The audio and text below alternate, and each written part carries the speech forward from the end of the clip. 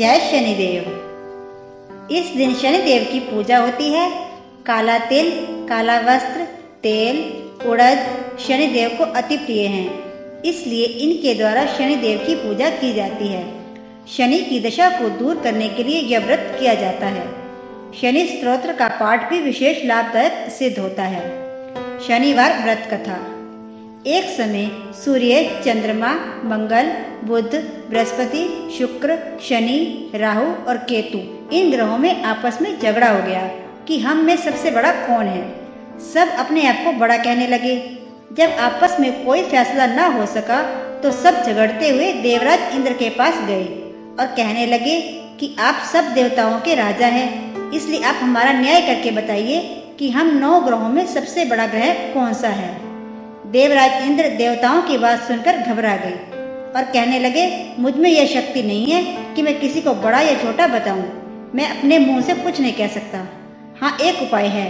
इस समय पृथ्वी पर राजा विक्रमादित्य दूसरों के दुखों का निवारण करते हैं, इसलिए आप सब मिलकर उनके पास जाएं। वही आपके झगड़े का निवारण करेंगे। सभी ग्रह देवता देवलोक से चलकर भूलोक में जाकर राजा विक्रमादित्य की सभा में उपस्थित हुए और अपना प्रश्न राजा के सामने रखा। राजा विक्रमादित्य ग्रहों की बात सुनकर गहरी चिंता में पड़ गए कि मैं अपने मुख से किसको छोटा और किसको बड़ा बताऊं। जिसको छोटा बताऊंगा वही क्रोधित होगा। उनका झगड़ा निपटाने के लिए उन्होंने एक उपाय सोचा। सोना, चांदी, कांसा, पीतल, सीसा, रांगा, जस्ता, अभ्रक और लोहा 9 धातुओं के 9 आसन बनवाए। सब आसनों को क्रम से, जैसे सोना सबसे पहले और लोहा सबसे पीछे बिछाया गया। इसके बाद राजा ने सब ग्रहों से कहा, आप सब अपना अपना आसन पर बैठें। जिसका आसन सबसे आगे है वह सबसे बड़ा और जिसका आसन सबसे पीछे है उसे छोटा जानिए। क्योंकि लोहा सबसे पीछे था और वह शनिदेव का आसन था, इसीलिए शनिदेव समझ गए कि राजा ने मुझको छोटा बना दिया। इस फैसले पर शनिदेव क्रोधित हुए। उन्होंने कहा, राजा, तू मेरे पराक्रम को नहीं जानता। सूर्य एक राशि पर 1 महीना, चंद्रमा 2.25 महीने 2 दिन और मंगल 1.5 महीना, बृहस्पति 13 महीना, बुध और शुक्र 1-1 महीना रहते हैं, परंतु मैं एक राशि पर 2.5 साल या 7.5 साल तक रहता हूँ। बड़े बड़े देवताओं को मैंने भीषण दुख दिया। राजन सुनो, श्री रामचंद्र जी को 7.5 आई तो उन्हें वनवास हो गया। रावण पर आई तो राम ने बानरों की सेना लेकर लंका पर चढ़ाई कर दी और रावण के सारे कुल का सर्वनाश कर दिया। हे राजन, अब तुम सावधान रहना। राजा ने कहा, जो भाग्य में होगा देखा जाएगा। इसके बाद अन्य ग्रह तो खुशी के साथ अपने अपने स्थान पर चले गए, परंतु शनिदेव क्रोधित होकर गए। कुछ समय बीतने पर जब राजा विक्रमादित्य को 7.5 की दशा आई तो शनिदेव घोड़ों का सौदागर बनकर अनेक सुंदर घोड़ों के साथ राजा विक्रमादित्य की राजधानी में आए। जब राजा ने घोड़ों के सौदागर के आने की बात सुनी तो अपने अश्वपाल को अच्छे अच्छे घोड़े खरीदने की आज्ञा दी। अश्वपाल ऐसी अच्छी नस्ल के घोड़े देखकर और उनका मूल्य सुनकर हैरान हो गए और तुरंत ही राजा को बतलाया। राजा विक्रमादित्य उन घोड़ों को देखकर एक अच्छा सा घोड़ा चुनकर सवारी के लिए चढ़े। राजा की पीठ पर चढ़ते ही घोड़ा तेजी से भागा। घोड़ा बहुत दूर एक जंगल में जाकर राजा को छोड़कर अंतर्ध्यान हो गया। इसके बाद राजा विक्रमादित्य अकेले जंगल में भटकते रहे। भूख प्यास से दुखी राजा ने भटकते भटकते एक ग्वाले को देखा। ग्वाले ने राजा को प्यास से व्याकुल देखकर पानी पिलाया। राजा की अंगुली में एक अंगूठी थी, वह उसने निकालकर खुशी के साथ ग्वाले को दे दी और शहर की ओर चल दिए।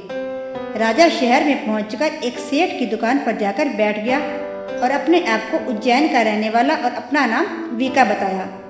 सेठ ने उसको एक कुलीन मनुष्य समझकर पानी पिलाया। उस दिन सेठ की दुकान पर बहुत अधिक बिक्री हुई।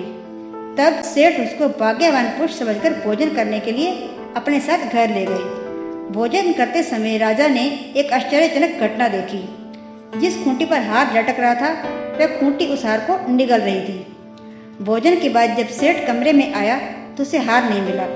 उसने यही सोचा कि वीका के सिवा कोई नहीं आया, अतः अवश्य उसी ने हार चुराया है, परंतु वीका ने हार लेने से मना कर दिया। इस पर 5-7 आदमी इकट्ठे होकर उसे फौजदार के पास ले गए। फौजदार ने उसको राजा के सामने उपस्थित कर दिया और कहा, यह आदमी तो भला लगता है, चोर नहीं मालूम होता, परंतु सेठ का कहना है कि इसके अतिरिक्त कोई घर में नहीं आया, इसीलिए इसी ने हाथ चुराया है। राजा ने आज्ञा दी, इसके हाथ पैर काटकर चौरंगिया किया जाए। राजा की आज्ञा का पालन किया गया और वीका के हाथ पैर काट दिए। कुछ समय बीतने पर एक तेली उसको अपने घर ले गया और उसको कोलू पर बिठा दिया। वीका उस पर बैठा हुआ अपनी जबान से बैल हाँकता रहा। इस समय राजा की शनि की दशा समाप्त हो गई। वर्षा ऋतु के समय वह मल्हार राग गा रहे थे। राग सुनकर उस शहर के राजा की कन्या मनभावनी उस राग पर मोहित हो गई। राजकन्या ने राग गाने वाले की खबर लाने के लिए दासी को भेजा। दासी सारे शहर में घूमती क्या देखती है कि तेली के घर में चौरंगिया राग गा रहा है। दासी ने राजकुमारी को सारी बात बता दी। बस उसी पल राजकुमारी ने अपने मन में यह प्रण कर लिया, चाहे कुछ हो, मुझे इस चौरंगिया के साथ विवाह करना है। सुबह होते ही जब दासी ने राजकुमारी मनभावनी को जगाना चाहा तो राजकुमारी अनशन व्रत लेकर पड़ी रही। दासी ने रानी के पास जाकर राजकुमारी के न उठने की बात कही। रानी ने वहां आकर राजकुमारी को जगाया और दुख का कारण पूछा। राजकुमारी ने कहा, माताजी, मैंने ये प्रण कर लिया है कि तेली के घर में जो चौरंगिया है उसी के साथ विवाह करूंगी। माता ने कहा, यह तो क्या कह रही है, तुझे किसी देश के राजा के साथ विवाह जाएगा। कन्या कहने लगी, माताजी, मैं अपना प्रण कभी नहीं तोड़ूंगी। माता ने यह बात महाराज को बताई। महाराज ने आकर उसे समझाया कि मैं अभी देश देशांतर में अपने दूत भेजकर सुयोग्य और गुणी से गुणी राजकुमार के साथ तुम्हारा विवाह करूंगा। ऐसी बात तुम्हें नहीं सोचनी चाहिए। परंतु राजकुमारी ने कहा, पिताजी, मैं अपने प्राण दे दूंगी, परंतु किसी दूसरे से विवाह नहीं करूंगी। यह सुनकर राजा ने गुस्से से कहा, यदि तेरे भाग्य में ऐसा ही लिखा है तो वैसा ही कर। राजा ने तेली को बुलाकर कहा कि तेरे घर में जो चौरंगिया है उसके साथ मैं अपनी कन्या का विवाह करना चाहता हूँ। तेली ने कहा, महाराज, यह कैसे हो सकता है? कहाँ आप राजा और कहाँ मैं एक नीच तेली। राजा ने कहा, भाग्य के लिखे को कोई बदल नहीं सकता, अपने घर जाकर विवाह की तैयारी करो। राजा ने सारी तैयारी कर तोरण लगवाकर राजकुमारी का विवाह चौरंगिया के साथ कर दिया। रात्रि को जब राजा और राजकुमारी महल में सोए तो आधी रात के समय शनिदेव ने विक्रमादित्य को स्वप्न दिया और कहा, राजा कहो, छोटा बताकर तुमने कितना कष्ट उठाया। राजा ने शनिदेव से माफी मांगी। शनिदेव ने राजा को माफ कर दिया और खुश होकर विक्रमादित्य को हाथ पैर दिए। तब राजा विक्रमादित्य ने शनिदेव से विनती की, महाराज, मेरी विनती स्वीकार करें। जैसा कष्ट आपने मुझे दिया है ऐसा किसी और को ना दें। शनिदेव ने कहा, तुम्हारी यह विनती स्वीकार है। जो मनुष्य मेरी कथा को सुनेगा या पढ़ेगा उसको मेरी दशा में कभी किसी प्रकार का कष्ट नहीं होगा, और जो प्रतिदिन मेरा ध्यान करेगा या चींटियों को आटा डालेगा उसकी सब इच्छाएं पूर्ण होंगी। इतना कहकर शनिदेव अपने धाम को चले गए। जब राजकुमारी मनभावनी की आंख खुली और उसने चौरंगिया को हाथ पांव सहित देखा तो हैरान हो गई। उसको देखकर राजा विक्रमादित्य ने अपना हाल कहा कि मैं उज्जैन का राजा विक्रमादित्य हूँ। यह बात सुनकर राजकुमारी बहुत प्रसन्न हुई।